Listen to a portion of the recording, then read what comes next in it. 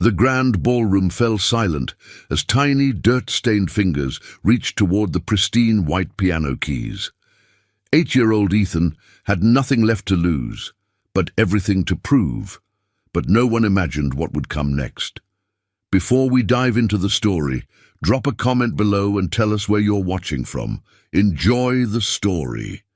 The Meridian Hotel's grand ballroom sparkled like a jewelry box under the weight of 1,000 crystal chandeliers. Manhattan's elite had gathered for Alexander Sterling's annual charity gala, their designer gowns and perfectly tailored tuxedos creating a sea of wealth and privilege that stretched across the marble floor. At 32, Alexander commanded the room with an effortless authority that came from building a tech empire worth $12 billion before most people finish graduate school. He stood near the floor-to-ceiling windows overlooking Central Park, his piercing blue eyes scanning the crowd with the calculated precision that had made him legendary on Wall Street. His black Tom Ford tuxedo fit him like armor, every detail meticulously crafted to project the image of untouchable success. A Patek Philippe watch gleamed at his wrist, not ostentatious, just perfect, like everything else in his carefully curated world. "Alexander, darling, you've outdone yourself this year," purred Margaret Ashford, the 70-year-old socialite whose family had owned half of Manhattan for 3 generations. Her emerald necklace caught the light as she gestured toward the ice sculptures shaped like musical notes. A symphony-themed gala for the Children's Music Foundation. How wonderfully poetic. Alexander's smile was polished chrome, warm on the surface but cold underneath. Music has the power to transform lives, Margaret. Tonight, we're not just raising money, we're investing in miracles. The words rolled off his tongue with practiced ease, but something felt hollow about them tonight. He'd been feeling that way a lot lately, as if success had become a beautiful cage that kept him separate from anything real or meaningful. The conversations were always the same, the faces interchangeable, the problems solved with the stroke of a checkbook. "Mr. Sterling, the auction items are generating tremendous interest," his assistant Sarah approached with her tablet, efficient as always in her midnight blue gown. "The Steinway Baby Grand has already reached 300,000 in preliminary bids." "Excellent," Alexander nodded, though his attention drifted to the massive concert grand piano positioned at the center of the ballroom. It was a magnificent Bösendorfer Imperial, its ebony surface so perfectly polished it reflected the chandelier lights like a dark mirror. Later tonight, world-renowned pianist Marcus Chen would perform a specially commissioned piece. But for now, it stood silent and waiting, almost expectant. The heavy oak doors at the ballroom's entrance swung open with a soft whoosh, and the uniformed security guard stepped through with his usual professional bearing. But tonight, something was different. Behind him, moving with the hesitant steps of someone who didn't belong, was a small figure that made Alexander's breath catch in his throat. The boy couldn't have been more than 8 years old, his thin frame swimming in clothes that had seen better years. His jeans were torn at both knees, his sneakers held together with what looked like electrical tape, and his oversized hoodie bore stains that told stories of sleeping rough and scrounging for meals. But it was his face that struck Alexander most. Beneath the layer of street grime was a bone structure that spoke of good genetics, intelligent hazel eyes that seemed far older than his years, and an expression of determined dignity that no amount of hardship had been able to break. The security guard's hand rested firmly on the boy's shoulder, not harsh, but clearly guiding him toward a swift exit. "I'm sorry, Mr. Sterling." He slipped past the front desk somehow. "I'll escort him out immediately." But the boy stepped forward with a courage that silenced the nearby conversations, his small chin lifted with pride despite his obvious desperation. When he spoke, his voice carried the slight rasp of someone who'd spent too many nights in the cold, but his words were clear and articulate. "Please, sir," he addressed Alexander directly, ignoring the shocked whispers that began to ripple through the crowd. "I don't want money or anything like that. I haven't eaten in 2 days, and I saw all the fancy food through the windows. If I play something on your piano, something beautiful, would you let me have just a little something to eat?" The request hung in the air like a discordant note, completely at odds with the evening's careful orchestration. Around them, the city's most powerful people began to take notice, their conversations trailing off as they turned to witness this unprecedented breach of their insulated world. Lady Patricia Huntington, whose family traced their lineage back to British royalty, let out a laugh that tinkled like breaking glass. How perfectly precious! Did someone hire a street performer for entertainment? Though I must say, the authenticity is remarkable. He actually looks genuinely hungry.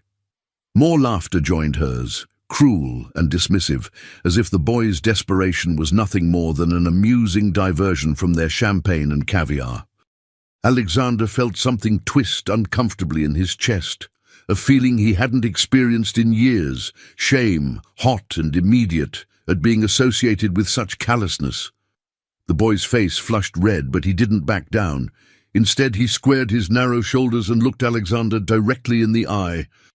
"I know I don't look like I belong here, sir, but I can play. I taught myself. I've been playing in the subway stations and people stop to listen. I'm good, I promise. Just give me a chance." "Security!" boomed Richard Blackstone, a real estate mogul whose personality was as abrasive as his business practices. "This is preposterous. We're trying to have a civilized evening, not run a soup kitchen." But Alexander found himself studying the boy more closely. Something about his earnestness cutting through the noise of the crowd's disdain. There was something in those hazel eyes, a flicker of desperate hope mixed with steely determination that reminded him of himself, actually. A long time ago, when he'd been fighting his own battles against impossible odds. "What's your name, son?" Alexander asked quietly, his voice carrying enough authority to hush the nearby chatter. "Ethan," the boy replied, his hands unconsciously wiping against his jeans, as if trying to clean them for this moment. "Ethan Clark." The surname hit Alexander like a physical blow, though he couldn't quite place why. Something about it felt significant, familiar in a way that made his chest tighten with an emotion he couldn't identify. He found himself taking a step closer, studying the boy's features with new intensity. "And you taught yourself to play piano, Ethan?" "Yes, sir. There's an old broken piano in the subway station at Times Square. The keys still work, mostly. I've been practicing there for—" Ethan paused, seeming to calculate. 2 years now, ever since He caught himself, unwilling to reveal more of his story to this crowd of strangers. Margaret Ashford's voice cut through the tension like a blade. "Alexander, surely you're not seriously considering allowing this child to touch that priceless instrument? The insurance alone—" "The insurance is my concern, Margaret," Alexander replied coolly, never taking his eyes off Ethan. Something was happening here, something he didn't fully understand but couldn't ignore. "Tell me, Ethan, what would you play for us?" The boy's face lit up with the first genuine smile Alexander had seen all evening. "Clair de Lune, sir, by Debussy. It's the most beautiful thing I've ever heard, and I've been working on it for months. I can play it perfectly now, I swear." The choice struck Alexander as remarkably sophisticated for a child who taught himself on a broken subway piano. Debussy's masterpiece was technically demanding and emotionally complex, not exactly the simple tune one might expect from a street urchin looking for a meal. Dr. Harrison Wells, a prominent psychiatrist and amateur classical music enthusiast, scoffed loudly. "Ridiculous! Clair de Lune requires years of formal training and mature understanding of emotional nuance. This child couldn't possibly—" "Let him try," Alexander heard himself say, the words surprising him as much as everyone else. The room fell dead silent, 200 pairs of eyes turning to stare at him, with expressions ranging from shock to disapproval to fascination. Sarah leaned close, her voice urgent and low. "Sir, perhaps we should consider the implications." But Alexander was already walking toward the piano, his decision made by some instinct he didn't fully understand. "Clear a path," he said simply, and the crowd parted like water, their whispers creating a susurrus of anticipation and disbelief. Ethan followed him with quick, nervous steps, his eyes wide with wonder as he approached the magnificent instrument. Up close, the Bösendorfer seemed almost mythical in its perfection, its ebony surface reflecting their faces like a dark pool of possibility. "Have you ever seen a piano like this before?" Alexander asked softly. "No, sir," Ethan whispered, his voice filled with reverence. "It's the most beautiful thing I've ever seen. May I?" He reached out tentatively, then pulled his hand back, suddenly aware of how dirty his fingers must look against such pristine perfection. Alexander felt that twist in his chest again, sharper this time. Without a word, he pulled out his handkerchief, Italian silk monogrammed with his initials, and handed it to the boy. "Clean your hands first. A piano this fine deserves respect." Ethan took the handkerchief with trembling fingers, carefully wiping each digit with the solemnity of a religious ritual. When he was finished, he looked up at Alexander, with eyes bright with unshed tears. "Thank you, sir. I'll make it beautiful, I promise." As Ethan climbed onto the piano bench, adjusting it with practiced movements that spoke of real familiarity with the instrument, Alexander found himself holding his breath.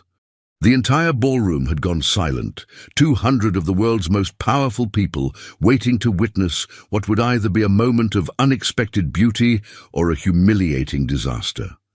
But there was something about the way Ethan positioned his small hands over the keys, the way his back straightened and his breathing deepened, that made Alexander suspect they were about to experience something extraordinary. The boy closed his eyes for a moment, and when he opened them, they held a focus and intensity that seemed to transform his entire being. His dirty, torn clothes suddenly seemed irrelevant. His unwashed hair and grimy face faded into background details. All that mattered were those small hands, poised above the keys with the confidence of someone who had found their true calling. And then Ethan began to play. The first notes of Clair de Lune floated through the ballroom like liquid moonlight, each phrase more perfect than the last. Ethan's technique wasn't just competent, it was extraordinary, displaying a level of musical maturity that defied his age and circumstances. His small hands moved across the keys with an almost supernatural grace, coaxing from the Bösendorfer a sound so pure and emotionally resonant that it seemed to transform the very air around them. Alexander stood transfixed, watching this impossible child channel Debussy's masterpiece with an interpretation that would have impressed conservatory graduates. The delicate opening measures cascaded through the room, silencing every whisper, every breath, until nothing existed except the music and the small figure creating it. But for Ethan, the ballroom and its glittering occupants had ceased to exist. As his fingers found their rhythm on the perfect keys, his mind drifted backward through time, to a much darker place where music had been both his salvation and his escape. 2 years earlier, the Riverside Children's Home squatted like a grey wound against the industrial landscape of Queens, its brick facade stained with decades of neglect and broken promises. Inside, the walls echoed with the sound of children who had learned too early that hope was a luxury they couldn't afford. 6-year-old Ethan huddled in the corner of the common room, his back pressed against the cold radiator as he watched the older boys play their cruel games. His stomach ached with familiar hunger. Dinner had been watery soup and a slice of bread, barely enough to sustain a growing child, but Mrs. Henley, the director, insisted they should be grateful for whatever charity provides. "Hey, Clark!" Tommy Brennan's voice cut through the room like a whip crack. At 12, Tommy ruled the home through intimidation and violence, his fists settling disputes that the overwhelmed staff either couldn't or wouldn't address. "Still pretending your mama's coming back for you?" Ethan's hands clenched into small fists, but he knew better than to respond. The last time he'd talked back, Tommy had given him a black eye that took weeks to heal, and when Mrs. Henley asked about it, Tommy had claimed Ethan fell down the stairs. She'd believed him, of course. She always believed Tommy. "My mom said your mother was a junkie whore who died in an alley," Tommy continued, his cronies laughing at his crude words. "Said she probably didn't even know who your daddy was. That's why nobody wants you. You're defective goods." The words hit Ethan like physical blows, not because they were unexpected, but because part of him feared they might be true. He had no memories of his mother beyond the fever dreams of a 4-year-old, just fragments of a woman's voice singing softly in the darkness, gentle hands smoothing his hair when nightmares woke him screaming. "Leave him alone, Tommy." The voice came from Sarah Chen, a 10-year-old girl who'd arrived at Riverside 3 months ago after her grandmother died. Unlike most of the children, who learned quickly to keep their heads down and survive, Sarah had retained a fierce sense of justice that often got her into trouble. Tommy's face darkened with rage. "Nobody asked you, chink." "Don't call me that," Sarah snapped, stepping protectively in front of Ethan. Her small frame was trembling, but her voice never wavered. "And don't pick on little kids. Pick on someone your own size." "You mean like you?" Tommy's laugh was ugly and threatening. "Fine. You want to protect the freak, you can suffer with him." What followed was swift and brutal. Tommy's fist caught Sarah in the stomach, doubling her over, while his friends grabbed Ethan's arms and dragged him toward the supply closet.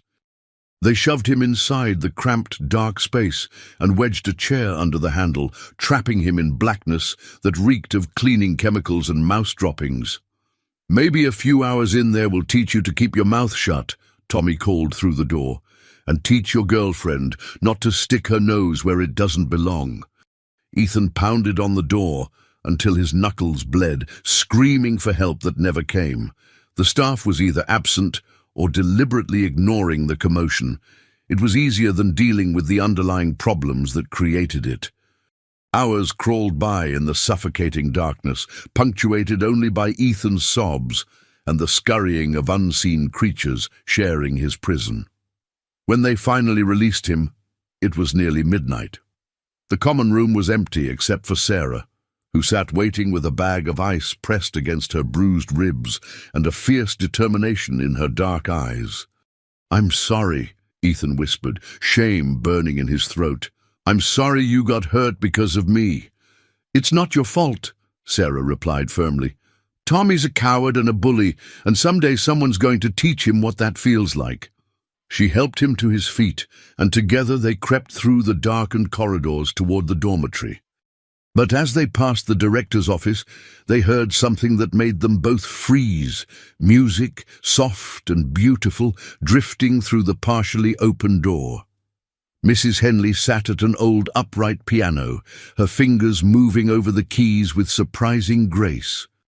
The harsh lines of her face had softened in the lamplight, and for a moment she looked almost human as she played a melody that seemed to speak of dreams and possibilities and all the things that felt impossibly distant from their grey world. Ethan had never heard anything so beautiful. The music seemed to reach inside his chest and touch something he didn't know existed, awakening a hunger that had nothing to do with food. Without thinking, he stepped closer, pressing his face against the gap in the door to see better. The movement caught Mrs. Henley's attention, and her hands stilled on the keys. When she turned, her face had already hardened back into its familiar mask of irritation and authority. "What are you children doing out of bed?" she snapped, rising from the piano bench with the sharp efficiency that characterized all her movements. I was just... Ethan began, but she cut him off with a dismissive wave. Back to the dormitory immediately. And if I catch you wandering the halls again, you'll spend tomorrow scrubbing floors instead of attending classes. As they hurried away, Ethan looked back once more at the piano, memorizing every detail of its scarred wooden case and yellowed keys. Something had been born in that moment of stolen music, a yearning so powerful it made his chest ache.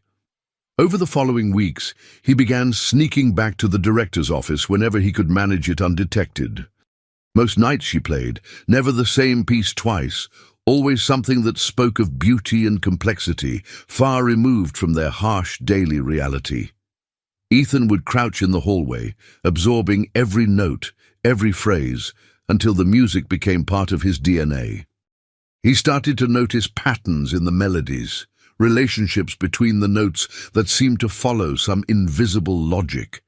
His fingers would move unconsciously, mimicking the motions he'd observed, until he could play entire pieces in his imagination with startling accuracy. The hunger grew stronger every day. 3 months later, everything changed.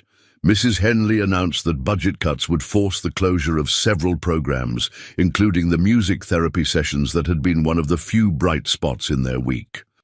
The old piano would be donated to another facility, she explained with characteristic indifference, as if she were discussing the disposal of broken furniture rather than the destruction of dreams. That night, Ethan made a decision that would alter the course of his life forever. He waited until the building settled into its usual restless sleep, then crept through the darkened corridors toward the office. The piano sat in the corner like a faithful friend, awaiting one final goodbye. With trembling hands, he lifted the keyboard cover and placed his small fingers on the keys. The first chord rang out soft and pure, a perfect major triad that seemed to fill the empty space with possibility. Ethan's heart hammered against his ribs as he attempted his first real piece, a simple children's song he remembered from somewhere deep in his fractured past. His technique was clumsy, his timing uncertain, but the connection was immediate and electric.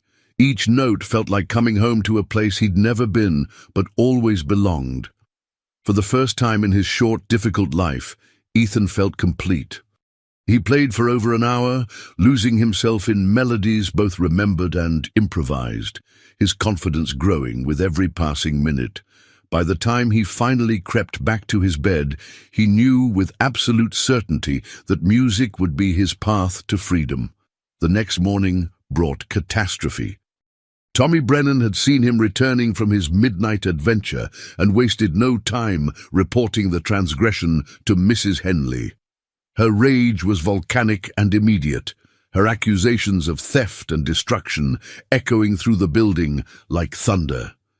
"You have violated the most basic trust," she screamed, her face purple with fury. "This piano is worth more than you'll ever see in your pathetic life, and you dared to put your grubby hands on it." The punishment was swift and merciless. 2 weeks in solitary confinement, meals reduced to bread and water, and a formal notation in his file that would make him effectively unadoptable. But worse than any physical consequence was being permanently banned from the music room, cut off from the only thing that had ever made him feel alive. That night, as he lay in the punishment cell's narrow cot, Ethan made another decision that would define his future. He was going to escape. The plan took 2 months to develop and execute.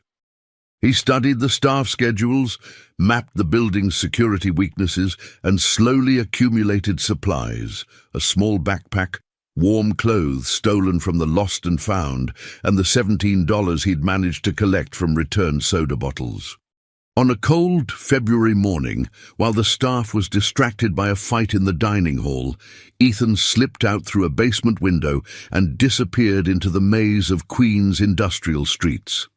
He was 7 years old, alone, and completely unprepared for life on his own. But he was free. The streets of New York City embraced Ethan with the brutal indifference that defined urban survival. Those first weeks of freedom were a harsh education in realities no 7-year-old should have to learn. Where to find shelter from the wind, which dumpsters might yield edible scraps, how to recognize the predators who saw vulnerability as opportunity. But it was in the subway tunnels that Ethan discovered his salvation. The Times Square station hummed with constant activity, thousands of commuters flowing through its corridors like blood through arteries. In a forgotten corner near the downtown platform, someone had abandoned an old upright piano, its wood case scarred and several keys permanently silenced, but its remaining voices still capable of producing music. The first time Ethan approached it, his hands shaking with cold and hunger, a transit cop had chased him away with threats about vagrancy and loitering. But he kept returning, drawn by a compulsion stronger than fear or common sense. Eventually, the officers grew accustomed to the small figure hunched over the broken keys, and as long as he didn't cause trouble or block foot traffic, they let him be. The piano became his teacher, his companion, his reason for waking up each morning in whatever doorway or steam grate had sheltered him through the night. Despite missing keys and being perpetually out of tune, it was capable of magic in the right hands, and Ethan's hands, it turned out, were very right indeed. He taught himself through experimentation and obsessive practice, spending 12 to 14 hours a day coaxing music from the damaged instrument. His repertoire grew from simple melodies to complex compositions, his technique evolving from clumsy enthusiasm to genuine artistry. The broken piano's limitations forced him to be creative, to find ways of expressing complete musical ideas despite missing notes and mechanical failures. Within 6 months, commuters began stopping to listen. At first, it was just curious glances and brief pauses, but as Ethan's skill developed, people started gathering around the piano, their rushed morning routines temporarily forgotten in the face of unexpected beauty. The tips started small, loose change dropped into his open backpack, occasionally a dollar bill from someone particularly moved by his performance. But as word spread through the underground network of subway regulars, the crowds grew larger and the donations more substantial. "That kid's something special," he overheard a woman tell her friend one morning. "I heard him play Rachmaninoff yesterday, and I swear I started crying right there on the platform." Ethan had never heard of Rachmaninoff, but he filed the name away for future exploration. Every piece of musical knowledge was precious, gathered from overheard conversations, discarded sheet music found in trash cans, or fragments of classical radio broadcasts that drifted from shops and restaurants. His breakthrough came on a particularly cold December morning during his 8th year. He'd been living on the streets for almost 2 years by then, having grown from a terrified child into a streetwise survivor who could navigate the city's dangers with the instincts of someone twice his age.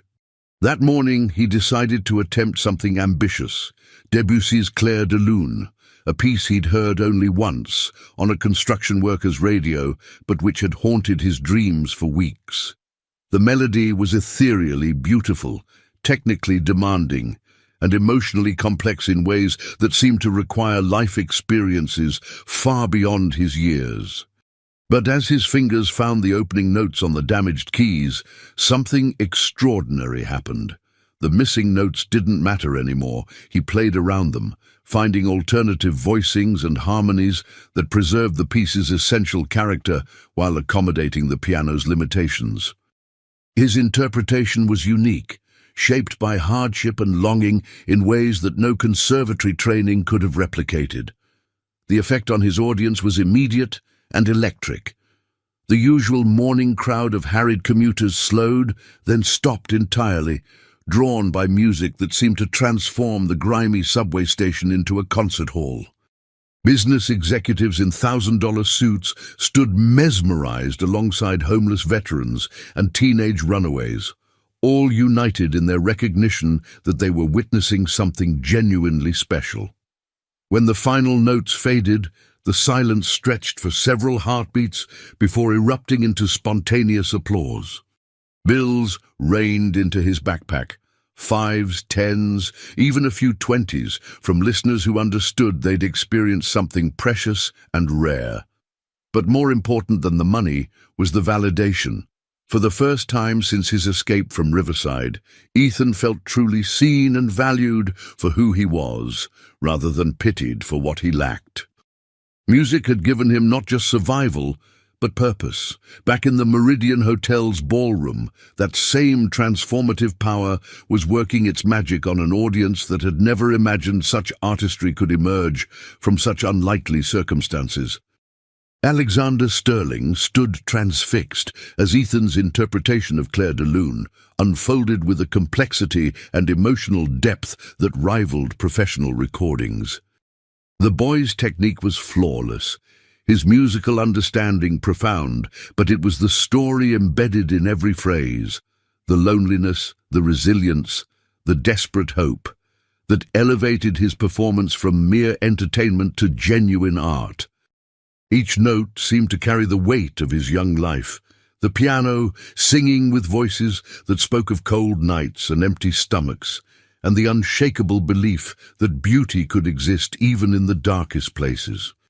Margaret Ashford's champagne glass had stopped halfway to her lips, her carefully composed social mask slipping to reveal something approaching wonder. Dr. Wells stood frozen mid-conversation, his earlier dismissiveness evaporating as he recognized the sophistication of Ethan's interpretation. Even Tommy Richardson, whose cynicism was legendary among the city's elite, found himself leaning forward with an expression of grudging respect. But it was Alexander who felt the music most deeply, each phrase resonating with memories he'd spent years trying to suppress. There was something in Ethan's playing that reached past his carefully constructed defenses and touched the part of him that remembered being young and vulnerable and desperate to prove his worth to a world that seemed determined to dismiss him. As the piece moved toward its climactic section, Alexander studied the boy's face with growing intensity. There was something familiar about his features, something that nagged at the edges of recognition without quite breaking through into conscious memory. The shape of his jawline, perhaps, or the way his eyebrows drew together in concentration. The thought was interrupted by a commotion at the ballroom's entrance. Sarah materialized at Alexander's elbow, her expression urgent and confused. "Sir, there's someone here asking about the boy," she whispered. "Says she's from the Department of Child Services. Apparently, someone called in a report about an unaccompanied minor." Alexander's blood ran cold. His eyes snapped to the entrance, where a severe-looking woman in a bureaucratic suit was speaking with security, her gaze already scanning the room with predatory efficiency. "Not now," he said quietly, his voice carrying an authority that brooked no argument. "Whatever needs to be discussed can wait until after his performance." But even as he spoke, Alexander knew that time was running out. Whatever was happening here, this moment of impossible beauty created by an extraordinary child who'd appeared from nowhere, was fragile and precious and about to be destroyed by the grinding machinery of institutional authority. Ethan's fingers moved through the piece's final passages with increasing intensity, as if he somehow sensed the approaching danger. The music swelled toward its conclusion, each note crystal clear and perfectly placed, building toward a resolution that would either cement his triumph or serve as his farewell. In the breathless silence that followed the final chord, 200 pairs of eyes stared at the small figure seated at the magnificent piano, and Alexander Sterling realized that his carefully ordered world was about to change in ways he couldn't possibly have imagined. The thunderous applause that erupted in the wake of Ethan's performance was unlike anything the Meridian Hotel's ballroom had ever witnessed. 200 of Manhattan's most jaded elite found themselves on their feet, their usual reserve shattered by the raw emotional power of what they'd just experienced. Tears streamed down faces that were accustomed to maintaining perfect composure, and hardened business moguls wiped their eyes with $1,000 handkerchiefs. Alexander Sterling stood frozen in place, his rational mind struggling to process what he'd witnessed. The child's technique had been flawless, but it was more than that. There had been something in Ethan's interpretation that spoke of pain and resilience and hope that seemed impossible for someone so young to possess, let alone express with such sophistication. Magnificent, Doctor. Harrison Wells gasped, his earlier skepticism completely evaporated. I've heard Marcus Chen perform that piece at Carnegie Hall, and this child understood something that eluded a master. Where on earth did you learn to play like that? Ethan slowly lifted his hands from the keys, his small frame trembling with exhaustion and emotion. The transition from his musical trance back to reality was jarring, like surfacing from deep water into harsh sunlight. The faces surrounding him seemed surreal after the intimate communion he'd shared with the instrument. I taught myself, he whispered, his voice hoarse with spent emotion, in the subway. There's a broken piano there, and I practiced every day for. Ma'am, I need you to step aside. The stern voice cut through the celebration like a blade through silk. Alexander turned to see the woman from Child Protective Services pushing through the crowd with bureaucratic determination, her clipboard clutched like a weapon and her expression radiating the kind of institutional authority that brooked no argument. I'm Janet Morrison from the Department of Children and Family Services, she announced, her voice carrying clearly across the suddenly quiet ballroom. I'm here about an unaccompanied minor who was reported at this location. You must be the child in question. She fixed Ethan with a stare that was clinical in its assessment, taking in his torn clothing, unwashed hair, and obvious signs of street life with the practiced eye of someone who had seen too many such cases. Son, I need you to come with me immediately. We have procedures for situations like this. Wait. Alexander's voice rang out with commanding authority, stopping Ms. Morrison mid-stride. Every eye in the room turned to him as he stepped forward, placing himself between the social worker and Ethan with the protective instinct of a parent. I think there may be some confusion here. Ms. Morrison's expression hardened with professional suspicion. Sir, I don't know who you are, but this child is clearly living on the streets without proper supervision. My job is to ensure his safety and welfare, and that means removing him from this situation immediately.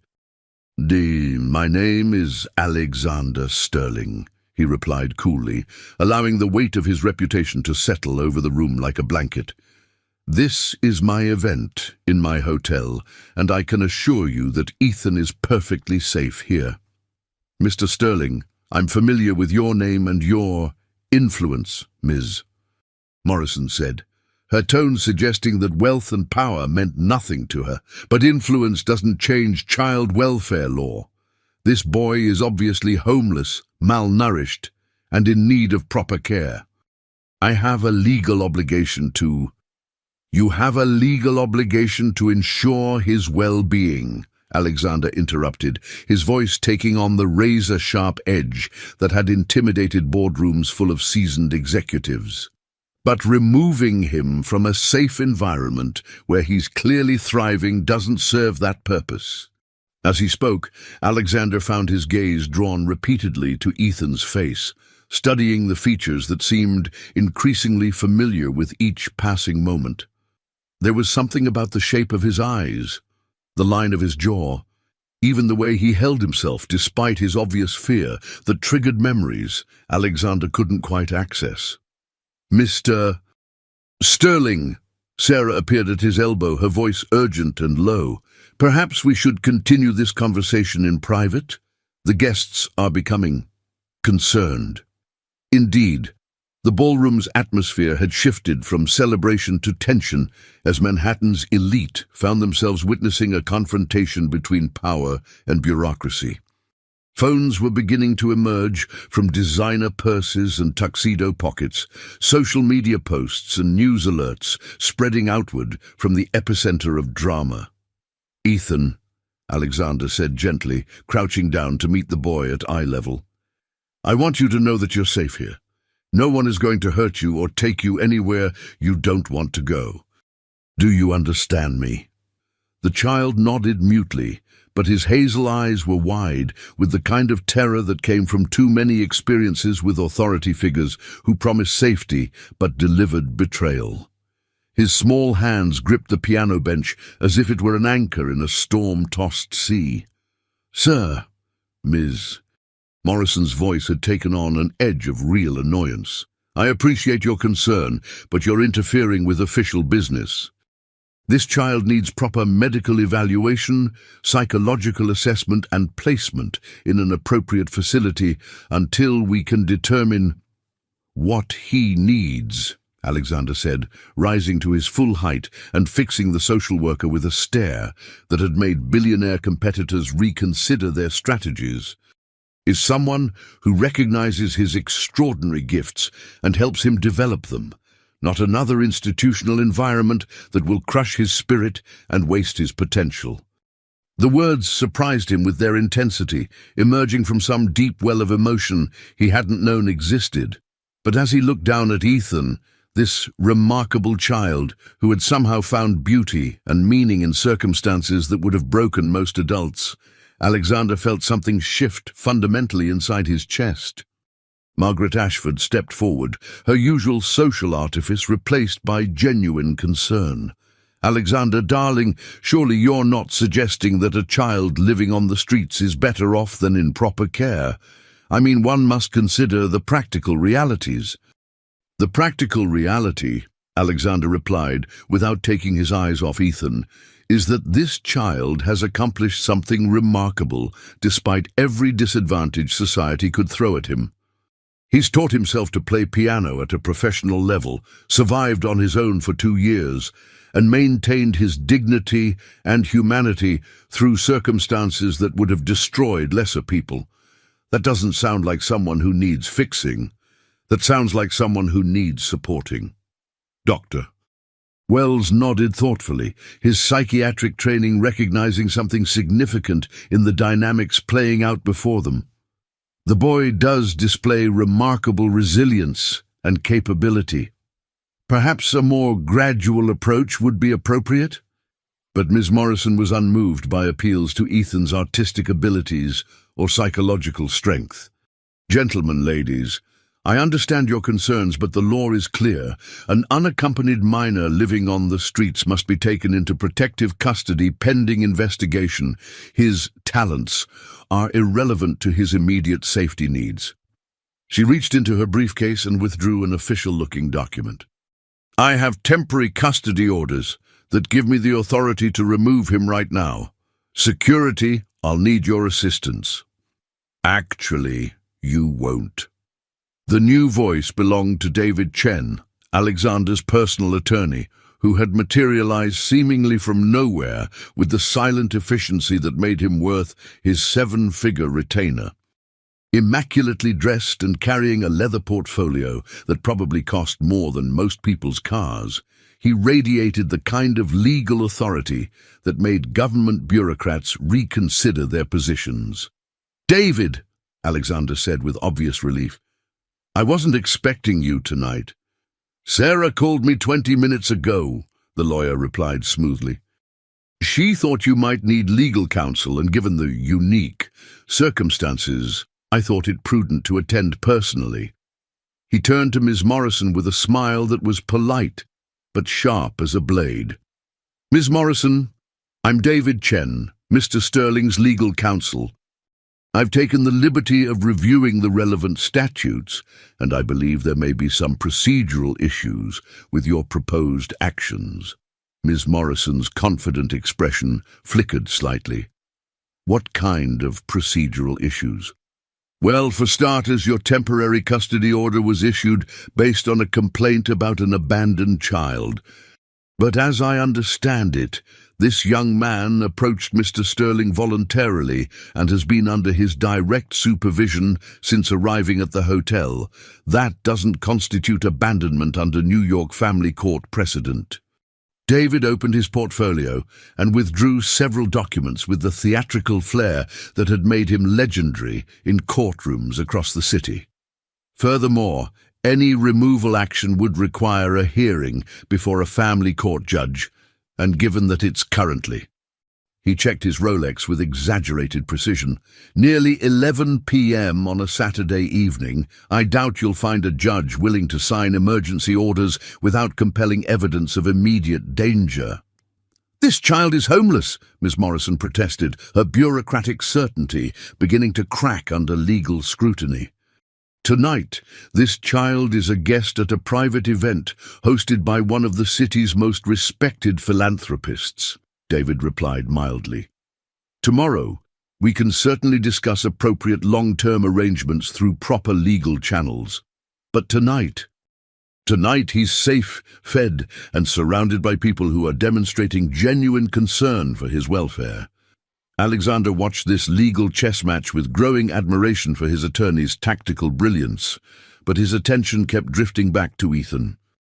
The boy had remained silent throughout the confrontation, but his eyes tracked every word with an intelligence that seemed far beyond his years. "There's another option," Alexander heard himself say, the words emerging before his rational mind could stop them. "Ethan could stay with me." The ballroom fell silent, 200 guests processing this unprecedented development. Alexander Sterling, the famously private billionaire bachelor, offering to take in a homeless child. It was the kind of gesture that would dominate tabloid headlines for months. "Alexander," Margaret Ashford whispered urgently, "surely you don't mean—" "I mean exactly what I said," Alexander replied, his voice gaining strength as the decision crystallized in his mind. "My penthouse has 6 bedrooms, a full-time staff, and every resource a gifted child could need to develop his talents. He'd have proper food, medical care, educational opportunities, and access to the finest music teachers in the city." Ms. Morrison looked skeptical. "Mr. Sterling, with all due respect, taking in a traumatized child isn't like adopting a pet. There are psychological considerations, legal requirements, background checks, all of which can be arranged through proper channels," David interjected smoothly. "In the meantime, Mr. Sterling is offering temporary guardianship under direct supervision. Surely that's preferable to institutional placement." Alexander crouched down again, meeting Ethan's eyes with an intensity that seemed to bridge the gap between their vastly different worlds. "What do you think, Ethan? Would you like to stay with me, at least for tonight? You'd have your own room, real food, and we could arrange for proper piano lessons if that's what you want." For the first time since the confrontation began, Ethan spoke, his voice barely above a whisper, but carrying clearly in the hushed ballroom. "You really mean it, sir? You'd let me stay, even though I'm just nobody?" The words hit Alexander like a physical blow, their casual self-dismissal revealing depths of pain and insecurity that no 8-year-old should carry. "Ethan, after what I heard tonight, you could never be nobody. You're extraordinary, and anyone who can't see that is blind." He paused, studying the boy's face once more, that nagging sense of familiarity growing stronger with each passing moment. "What did you say your last name was?" "Clark, sir. Ethan Clark." The name hit Alexander with the force of recognition, memories cascading through his consciousness with painful clarity. Emily Clark. The graduate student at Columbia who'd been working on her master's thesis in art therapy when they'd met at a museum gala 9 years ago. Beautiful, brilliant Emily, with her passion for helping troubled children and her laugh that could light up entire rooms. Their relationship had been brief but intense, lasting only a few months before she decided to accept a teaching position in Chicago. They'd parted on good terms, promising to stay in touch, but knowing that their different life paths made a long-distance relationship impractical. He'd thought about her occasionally over the years, wondering how her career had developed, whether she'd found happiness. but he'd never imagined. "Ethan," Alexander said carefully, his heart hammering against his ribs, "tell me about your mother. Do you remember her name?" The boy's face lit up with the first genuine smile Alexander had seen from him all evening. Emily. Her name was Emily, and she was the most beautiful person in the world. She used to sing to me when I was scared, and she smelled like flowers and... His voice trailed off as reality reasserted itself, the happy memory fading back into the harsh present. But she died when I was 4. Car accident. That's when they put me in the home. Now Alexander's vision seemed to narrow to a tunnel, the ballroom and its occupants fading into background noise as the implications crashed over him like a tsunami. Emily Clark. A son named Ethan, who would be exactly 8 years old if he'd been born 9 months after their relationship ended. A child with musical gifts that defied explanation and facial features that were becoming more familiar with each passing second. The mathematics were inescapable, the timeline perfect, and suddenly Alexander understood why he'd felt such an immediate connection to this extraordinary boy. Ethan wasn't just a gifted child who needed help. He was Alexander's son. The revelation hit Alexander with the force of a physical blow, stealing his breath and making his knees weak. 9 years ago, Emily Clark had been the love of his life, even if he'd been too young and ambitious to recognize it at the time. Their brief, passionate relationship had ended when she'd chosen her career over their uncertain future, but he'd never forgotten her laugh, her brilliance, or the way she'd challenged him to be better than he thought possible. And now, staring into Ethan's hazel eyes, eyes that were unmistakably his own, Alexander realized that Emily had taken more than just memories with her to Chicago. "Mr. Sterling?" Miss Morrison's voice seemed to come from a great distance. "Are you all right? You look pale." Alexander forced himself to focus, his mind racing through possibilities and implications, while his heart hammered against his ribs like a caged bird. He couldn't reveal his suspicions here, not in front of 200 witnesses and a social worker who was already skeptical of his motives. But he also couldn't let Ethan disappear into the system now that he understood the truth. "I'm fine," he managed, his voice steadier than he had any right to expect, just moved by the evening's events. Ethan's performance was truly remarkable.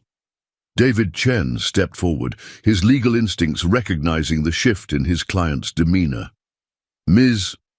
Morrison, I think we can all agree that this situation requires careful consideration rather than hasty action. Perhaps we could arrange for a temporary placement while proper evaluations are conducted." "The department has strict protocols," Ms. Morrison began, but Alexander cut her off with a gesture that commanded absolute attention. "Ms. Morrison, I'm prepared to make a substantial donation to the Department of Children and Family Services, let's say $5 million, to fund improved facilities and programs for children in need. All I ask in return is that Ethan be allowed to stay with me while we work through the legal requirements for proper guardianship." The figure was large enough to make even the jaded social worker pause. $5 million could transform entire programs, help hundreds of children, and probably earn her commendations from every supervisor in the bureaucratic hierarchy.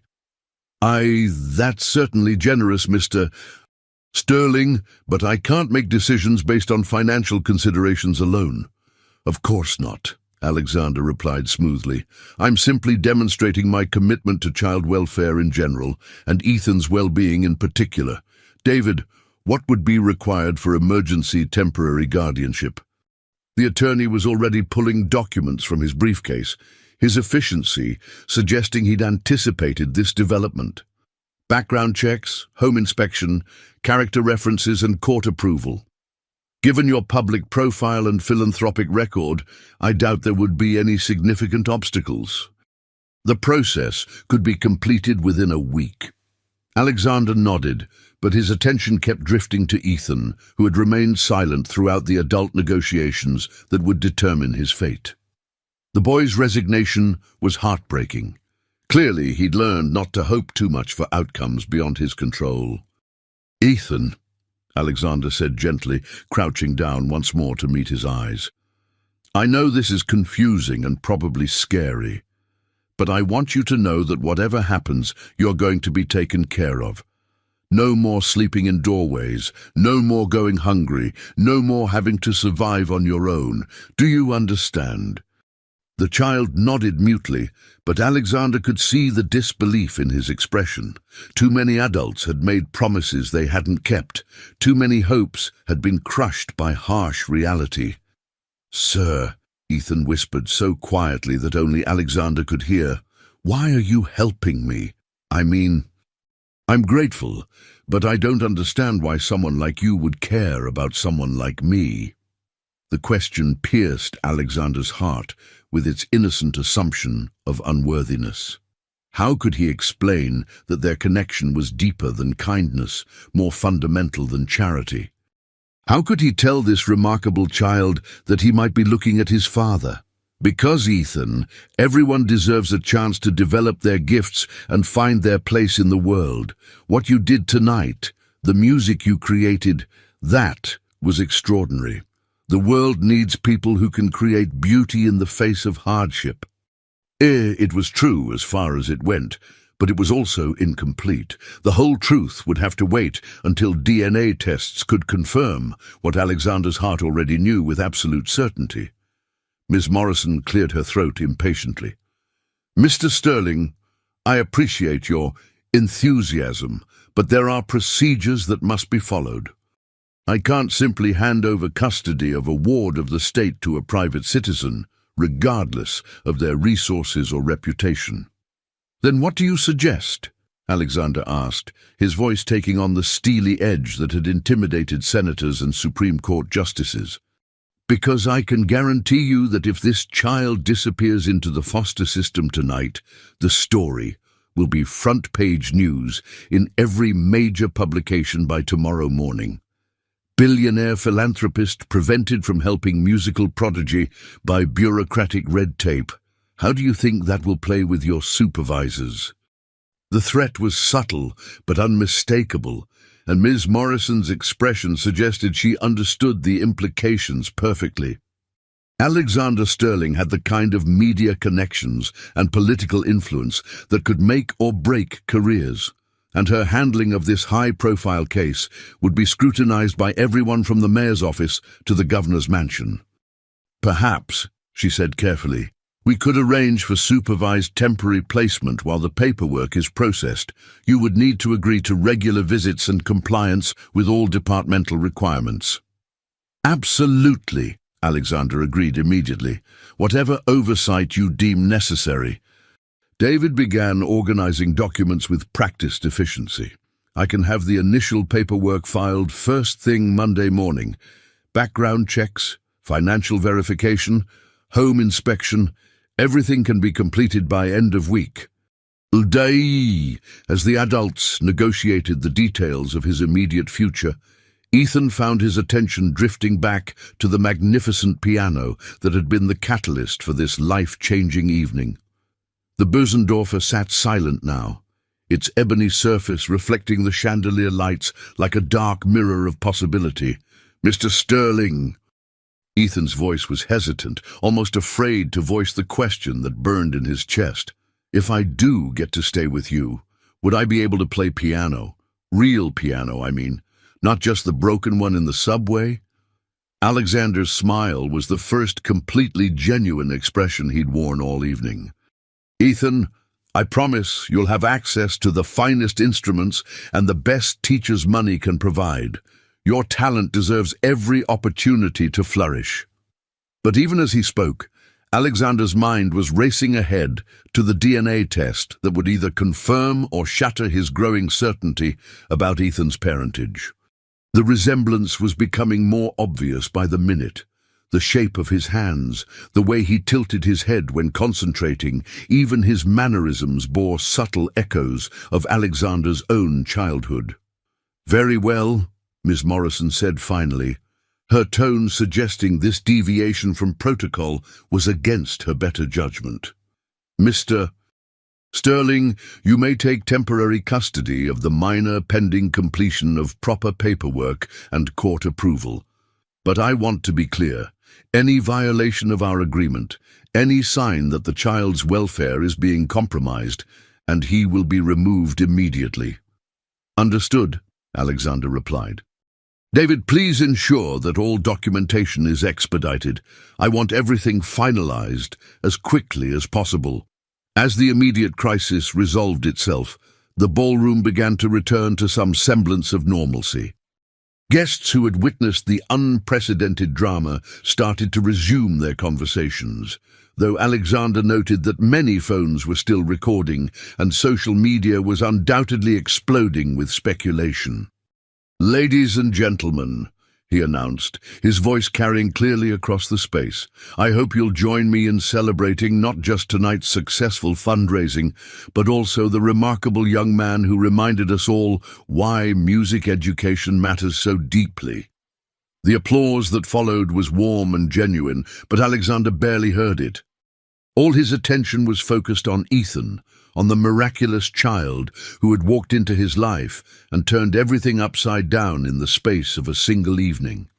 As the crowd began to disperse and the evening wound toward its conclusion, Alexander made a mental note to call his private physician first thing in the morning.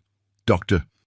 Marcus Webb was discreet, efficient, and had handled sensitive medical matters for the Sterling family for over 2 decades. A simple DNA test would provide definitive answers within 48 hours. But deep in his heart, Alexander already knew what those results would show. The timeline was perfect, the resemblance undeniable, and Emily's decision to raise their child alone rather than burden him with unexpected responsibilities was exactly the kind of selfless choice he remembered her making. "Sir?" Ethan's voice interrupted his thoughts. "What happens now? I mean, after tonight?" Alexander knelt down one final time, placing his hands on the boy's narrow shoulders with a gentleness that surprised them both. "Now, Ethan, we figure out how to build a future together. We get you properly fed and rested, we start your formal musical education, and we help you become everything you're meant to be." He paused, studying those hazel eyes that were so heartbreakingly familiar. "And along the way, we might discover that family comes in forms we never expected." The words carried more weight than their surface meaning suggested, and though Ethan couldn't possibly understand their full significance, something in Alexander's tone made him stand a little straighter, hope flickering in his chest like a candle flame protected from the wind. Outside the Meridian Hotel's towering windows, Manhattan glittered with the promise of infinite possibilities, and for the first time in years, Alexander Sterling felt as though he was exactly where he belonged. 3 days later, Alexander sat in his penthouse office overlooking Central Park, staring at the DNA test results that confirmed what his heart had known since the moment Ethan played Debussy. The clinical language couldn't diminish the emotional impact of the simple truth printed in black and white. Ethan Clarke was his son. Dr. Webb had delivered the results personally, his usual professional demeanor softened by understanding. "The paternity probability is 97%, Alexander. There's no doubt that remarkable young man is your biological child." Door. Now, as afternoon sunlight streamed through floor-to-ceiling windows, Alexander struggled with how to share this revelation with Ethan. The boy had settled into the penthouse with the cautious wonder of someone afraid to believe good fortune might actually last. He'd eaten his first real meals in years, slept in a bed with clean sheets, and spent hours exploring the apartment's music room with its collection of instruments from around the world. "Mr. Alexander?" Ethan's voice came from the doorway, still formal despite 3 days of gentle encouragement to relax. "Mrs. Patterson said you wanted to see me." Mrs. Patterson was the housekeeper who'd taken an immediate protective interest in Ethan, ensuring he was properly fed and clothed while maintaining the kind of maternal warmth that had been absent from his young life for far too long. "Please come in," Alexander said, gesturing to the comfortable chair across from his desk. "And Ethan? You don't need to call me Mr. Alexander anymore. Just Alexander is fine." The boy perched nervously on the edge of the chair, clearly uncertain about this departure from the formal boundaries that had governed their interactions since the gala. His new clothes, jeans and a sweater that actually fit properly, made him look like any other 8-year-old, except for the wariness in his eyes that spoke of too much experience with adult unpredictability. "Am I in trouble?" Ethan asked quietly. "I didn't touch anything I wasn't supposed to, and I've been practicing piano very quietly, just like you said." "Ethan, no," Alexander interrupted gently.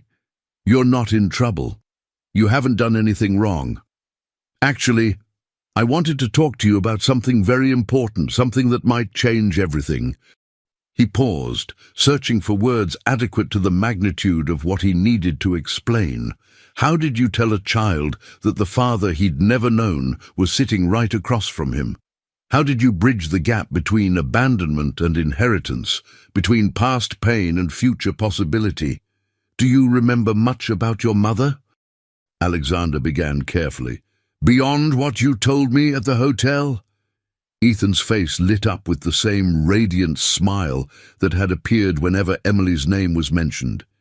"She was wonderful.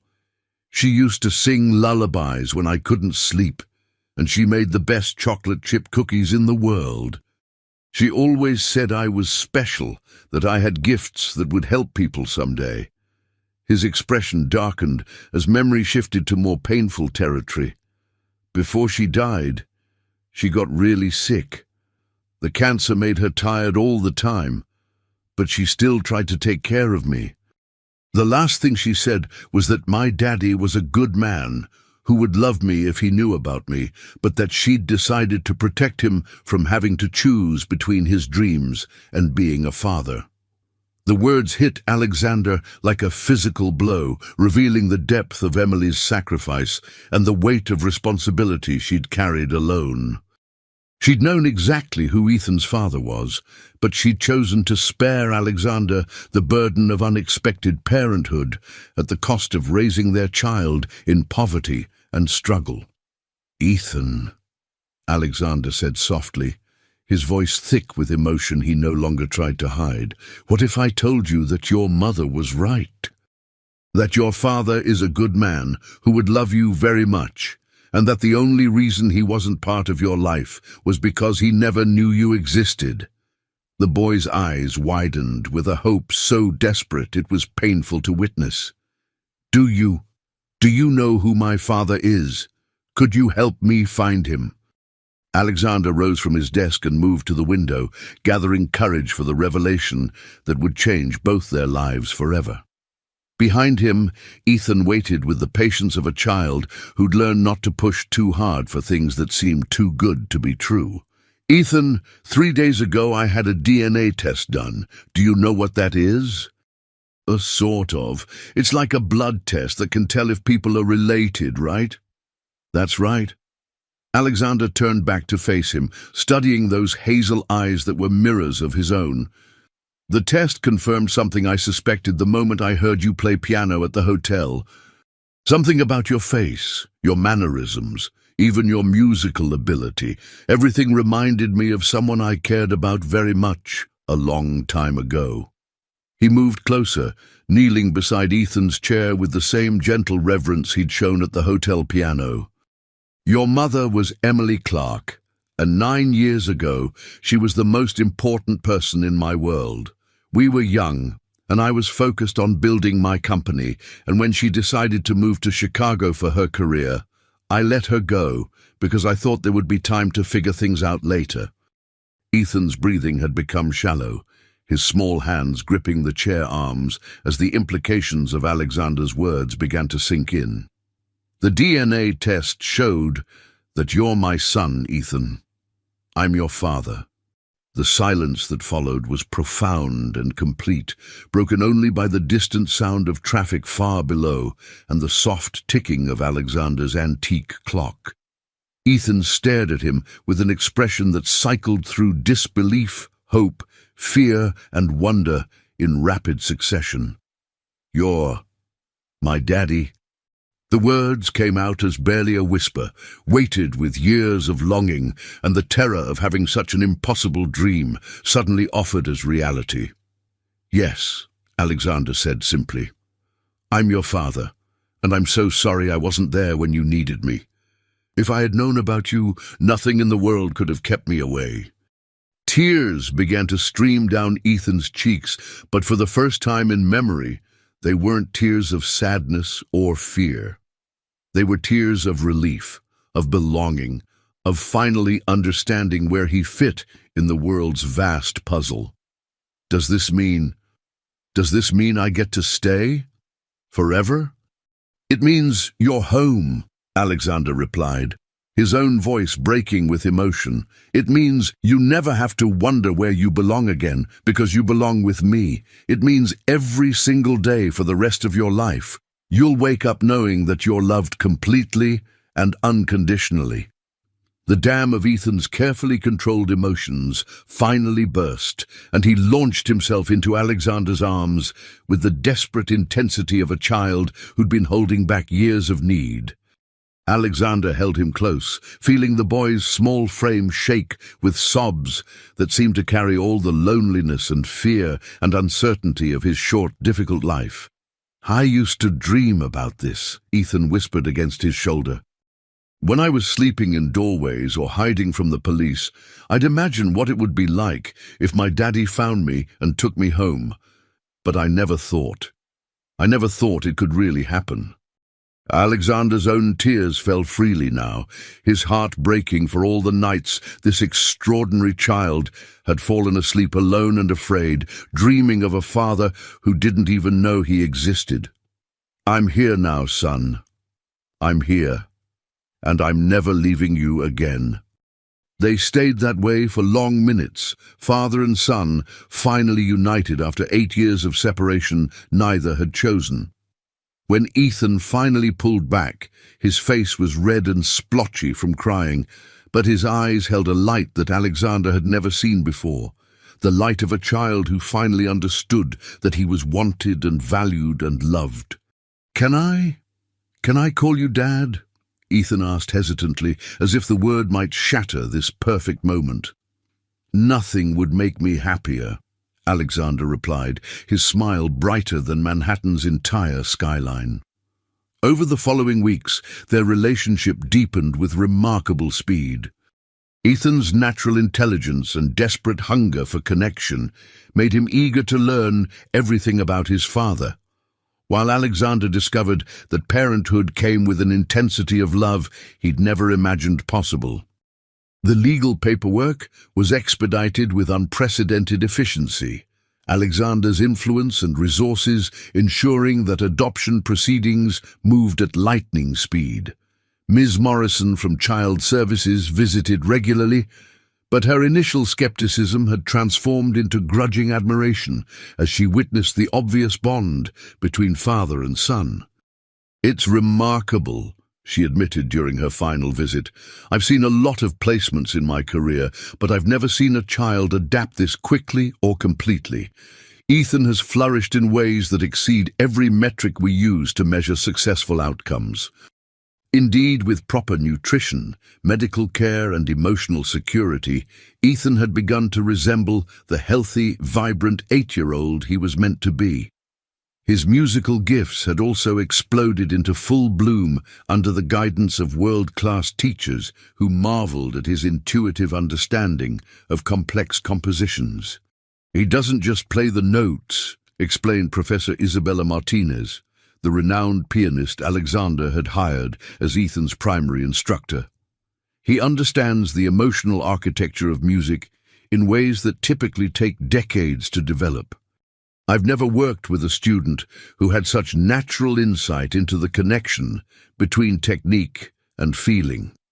6 months after that life-changing evening at the Meridian Hotel, Alexander stood in the wings of Carnegie Hall, watching his son perform with the New York Youth Symphony in his first professional concert. Ethan wore a perfectly tailored tuxedo that made him look like a miniature version of his father, his posture confident and his expression serene as he prepared to play Rachmaninoff's Piano Concerto No. 2. "Nervous?" Alexander asked quietly.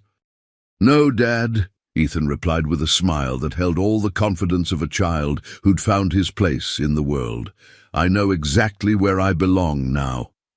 As the first notes of the concerto filled the historic hall, Alexander felt tears of pride and gratitude streaming down his face. The music Ethan created was transcendent, speaking of journey and struggle and ultimate triumph over circumstances that had once seemed insurmountable. In the audience, Margaret Ashford dabbed at her eyes with a silk handkerchief, while Dr. Wells shook his head in wonder at the transformation he'd witnessed. Even the usually stoic Mrs. Patterson was openly weeping with maternal pride. But for Alexander, the greatest miracle wasn't his son's extraordinary talent or his remarkable recovery from trauma. The greatest miracle was simpler and more profound. A family had been created from the ashes of loss and separation. Two hearts had found their way to each other across impossible odds, and love had proven once again that it could transform even the most broken circumstances into something beautiful. As the final notes of the concerto soared toward Carnegie Hall's gilded ceiling, father and son shared a moment of perfect understanding. They had both found their way home at last, and their journey together was just beginning. The standing ovation that followed seemed to last forever, but Alexander knew that the real applause would echo in their hearts for the rest of their lives. They had discovered that family wasn't just about blood or DNA tests or legal documents. It was about the choice to love unconditionally, to believe in each other's potential, and to create beauty together in a world that desperately needed it. Ethan had taught Alexander that success meant nothing without someone to share it with, while Alexander had shown Ethan that dreams could come true even when they seemed impossible. Together, they had created a symphony more beautiful than any music ever written, the harmony of a father and son who had found each other against all odds and chosen to build a future filled with love, music, and infinite possibility.